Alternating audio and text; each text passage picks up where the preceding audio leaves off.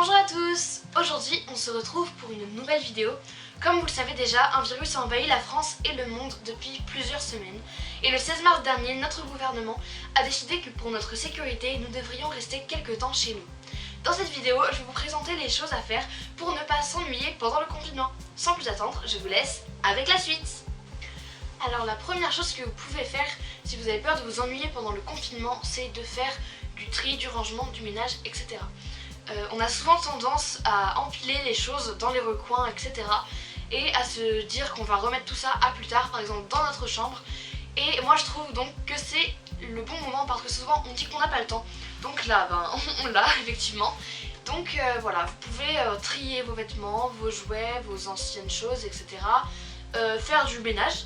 Donc faire les poussières, faire l'aspirateur, prendre le temps vraiment de bien ranger comme il faut. Pourquoi pas réorganiser votre bureau par exemple, trier vos anciens papiers, regarder vos anciens cahiers pour vous remémorer des souvenirs, pourquoi pas. Faire un bon tri et un bon rangement. Et voilà, comme ça vous prend pas mal de temps, mais quand vous avez terminé, vous êtes très content de vous et vous êtes dans une chambre parfaitement bien rangée et parfaitement propre pour pouvoir faire toutes les autres activités que vous voulez. La deuxième chose que vous pouvez faire si vous avez peur de vous ennuyer pendant le confinement, c'est de vous améliorer dans quelque chose que vous aimez.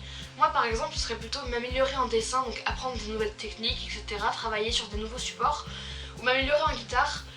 J'ai plus de cours du coup à cause des restrictions, mais je peux regarder des partitions sur internet ou des vidéos, des tutos sur YouTube.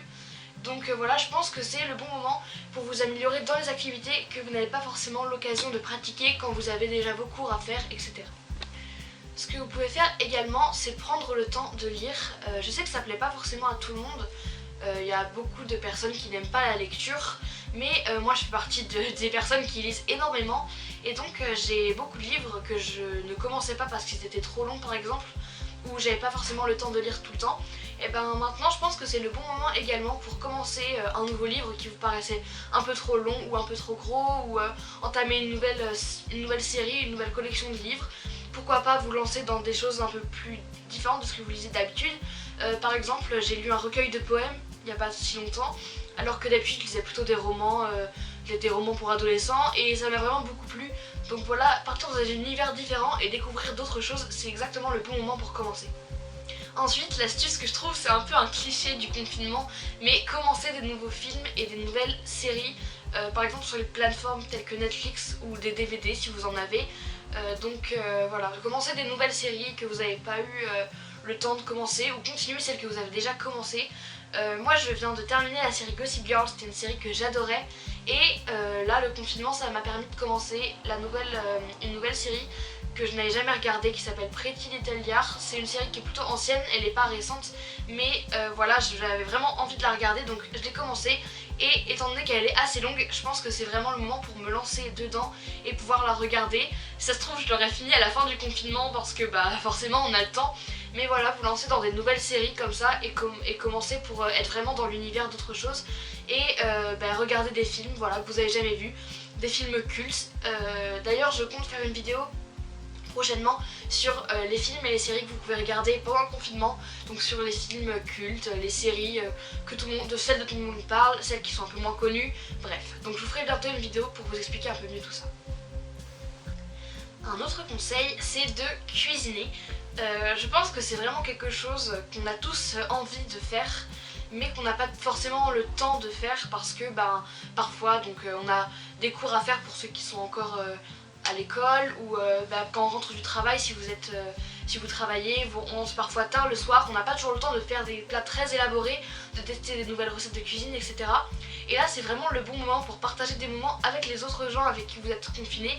Si vous êtes confinés avec vos parents, vos frères et sœurs, ou même si vous êtes tout seul, expérimenter des choses rien que pour vous, donc des plats un peu extravagants que vous n'avez jamais eu le temps de préparer avant, des nouvelles recettes, voilà, donc des choses que vous ne connaissez pas, tester de nouvelles saveurs, ou prendre le temps de préparer votre plat favori si jamais vous n'avez pas forcément le temps de le faire, ou même juste apprendre une nouvelle recette de pâtes, voilà, pour les soirs où vous n'aurez pas grand chose à faire, ou que voilà, préparez vraiment des choses qui vous prennent du temps et des choses qui vous font plaisir pour manger sainement, continuer quand même de pas manger seulement des nouilles tous les soirs, etc. Prendre vraiment le temps de se faire plaisir en cuisinant. Et pour contrebalancer un peu avec ce que je viens de dire, faire du sport, c'est très important si vous voulez vous sentir bien. En plus on a la chance qu'il fasse, enfin moi en tout cas j'ai la chance qu'ici il fasse plutôt beau, qu'il fasse assez bon la journée. Donc ça permet de pouvoir faire du sport dehors si vous avez un extérieur, mais surtout vous restez chez vous. Sortez pas dehors inutilement dans les rues par exemple, parce que ça contamine les autres et vous risquez de vous contaminer vous-même. Donc si vous avez de quoi dehors, vous avez un petit terrain par exemple, même si vous n'avez pas grand chose, et faites du sport à l'extérieur, comme ça peut vous oxygéner, vous sortez, vous ne restez pas toujours confiné chez vous et vous faites une activité sportive. Donc moi j'ai la chance d'avoir un trampoline, donc il fait beau, j'ai plutôt un grand terrain, donc je peux faire beaucoup de sport en extérieur mais également en intérieur. Donc ça peut aussi être l'occasion de commencer de nouveaux sports avec votre famille, par exemple faire du badminton, du ping-pong, des choses comme ça que ce sont plutôt des sports collectifs ou à faire à deux. Et si vous êtes tout seul, commencez le yoga ou la gym, des choses avec des vidéos, des tutos sur YouTube ou des séances de sport qui sont disponibles en ligne également pour pouvoir vous remettre en forme et qu'à la fin du confinement vous ayez plus envie de faire du sport encore qu'avant et que vous soyez motivé. Pour continuer un petit peu dans ce que je parlais avant des liens avec vos proches et avec les personnes avec qui vous êtes confinés, c'est quelque chose que je pense qui est très important quand on est, quand on est toujours un peu enfermé chez soi avec les mêmes personnes. C'est bien de pouvoir construire des liens parce que c'est parfois compliqué de cohabiter toujours avec les mêmes personnes. Donc il faut vraiment créer des liens importants. C'est pour ça que par exemple on peut jouer à des jeux de société ou à des jeux vidéo. Donc comme je vous l'ai dit avant, faire du sport ensemble, etc. Mais les jeux de société, c'est quelque chose que moi et ma famille on fait régulièrement et je pense que ça crée vraiment des liens super forts. Donc des nouveaux jeux de société ou même des jeux un peu basiques comme par exemple le Monopoly. C'est des jeux qui sont plutôt longs, ou le Cluedo, des choses comme ça. Et on ne prend pas toujours le temps d'y jouer. Souvent si on veut jouer à un jeu, on va jouer au Uno, au jeu de loi, des choses comme ça. Et on ne prend pas toujours le temps de revenir aux fondamentaux des jeux de société, si vous voyez ce que je veux dire. Donc voilà, ou alors même partir dans des jeux où vous n'avez jamais joué. Pourquoi pas sortir de très vieux jeux, par exemple les jeux de vos parents si vous en avez dans vos placards, des jeux qui sont plus disponibles aujourd'hui. Et vos parents pourraient vous apprendre à jouer à des jeux qu'ils avaient quand ils étaient enfants par exemple, et vous des jeux plus récents, vous pourrez apprendre à y jouer à vos parents et c'est vraiment des liens qui se créent qui sont très forts je trouve. Et également si vous êtes moins jeux de société, vous pouvez jouer aux jeux vidéo. Alors après il y a différentes sortes de jeux vidéo, il y a ceux où on joue tout seul.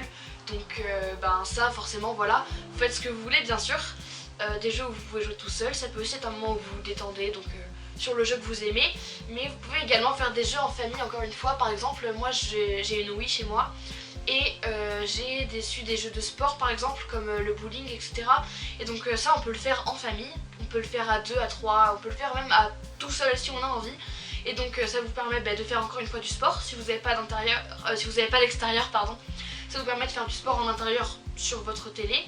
Vous pouvez également faire des petits jeux tous ensemble, etc. Faire la même chose. Voilà, il n'y a pas très longtemps, mes parents et moi, on a trié la grange en face de chez nous et mes parents ont retrouvé une vieille console, ils ont retrouvé une PS1 et donc on a pu jouer à des jeux très anciens qui n'ont pas sorti depuis très longtemps. Et avec une frère on s'est beaucoup amusé à jouer avec ces autres jeux un peu bizarres qui ont un graphisme totalement vintage, si vous voyez ce que je veux dire. Et du coup nos parents ont pu nous apprendre et nous expliquer ce qu'ils faisaient eux avec cette console quand ils étaient plus jeunes, et ça a vraiment créé des liens très forts. Donc parfois on se retrouve tous autour de cette console à s'expliquer des techniques, à raconter un peu comment chacun fait, etc. Et c'est vraiment quelque chose que j'adore faire. Dernière astuce que je vais vous donner, c'est prendre le temps de prendre soin de soi. C'est quelque chose que je trouve très important et quelque chose que je fais quasiment tous les jours quand je le peux. Donc par exemple souvent pour votre hygiène, vous faites votre petite toilette le matin, voilà, vous brossez les dents, vous nettoyez le visage, vous faites une douche tout simplement. Et là je pense que c'est le moment où vous avez le temps, prenez un bain. Si vous avez des produits par exemple comme des bombes de bain ou des gels douche qui ont des parfums particuliers, ou faire des masques pour les cheveux, pour le visage, prenez le temps de les faire comme ça, voilà, vous pouvez vous détendre et ça peut, voilà, si vous aurez une hygiène qui vous plaît, vous faites vraiment ce que vous voulez, un peu cocooning, et c'est quelque chose de très important. Vous pouvez tester aussi des nouvelles recettes de masques, moi c'est ce que j'ai fait. Je cherchais sur internet des recettes de masques différentes pour les points noirs, etc., pour le visage, des masques pour avoir des cheveux plus soyeux, etc. Et trouver des recettes, tester celle qui vous plaît le plus, et puis en plus comme ça, au quotidien vous pourrez faire la recette qui vous a plu, et ça peut être vraiment quelque chose de bien. Et prendre soin de soi, c'est également ne pas sortir, comme je vous l'ai dit tout à l'heure, pour ne pas contaminer les autres, pour ne pas vous contaminer, ne pas prendre de risques, faire bien attention, donc utiliser les gestes barrières qui ont été dits à la télévision, donc pousser dans son coude, utiliser des mouchoirs à usage unique, si vous allez faire les courses, ne touchez pas les choses que vous n'allez pas prendre, les fruits et légumes par exemple. Mettez-vous du gel hydroalcoolique régulièrement ou lavez-vous les mains avec du savon suffisamment longtemps, avec de l'eau chaude, etc. Donc prenez vraiment soin de vous, faites très attention à vous et aux autres. Voilà, ne prenez pas de risques inutiles, il ne faut pas négliger ça parce que c'est quand même quelque chose de très important. Et voilà, il faut vraiment se protéger, donc j'espère que tout ira bien pour vous et pour vos proches.